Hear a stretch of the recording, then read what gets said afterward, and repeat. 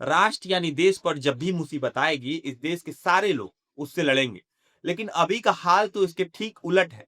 यहाँ मुसीबत बाहर से नहीं बल्कि घर के भेदिया और उनकी खोखली विदेश नीति से आ रही है।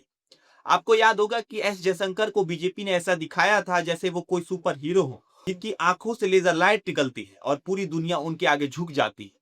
लेकिन अब की कड़वी हकीकत यह है कि तथाकथित लेजर लाइट पूरी तरह नपुंसक हो चुका है। अमेरिका का राष्ट्रपति डोनाल्ड ट्रंप ने सोशल मीडिया यानी ट्रुथ सोशल पर भारत और चीन जैसे देशों को सरेआम हेल होल यानी नरक कर दिया।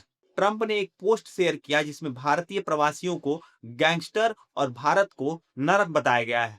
वही ट्रंप जिनके लिए रीलबाज मोदी जी ने करोड़ों रुपए फूंक कर नमस्ते ट्रंप का तमाशा किया था, आज उसी ट्रंप ने भारत की साख को मिट्टी में मिला दिया है। जब कल विदेश मंत्रालय के प्रवक्ता रणधीर जायसवाल से इस पर सवाल पूछा गया तो उनका जवाब सुनिए। उन्होंने कहा कि हमने कुछ रिपोर्ट देखी है, बस इतना ही। मतलब जिस देश के प्रधानमंत्री खुद को विश्वगुरु कहते हैं, जिनके पास अपने देश के अपमान पर बोलने के लिए दो शब्द तक नहीं है, सवाल तो यही है कि आखिर नरेंद्र मोदी को ट्रंप से इतना डर क्यों लगता है।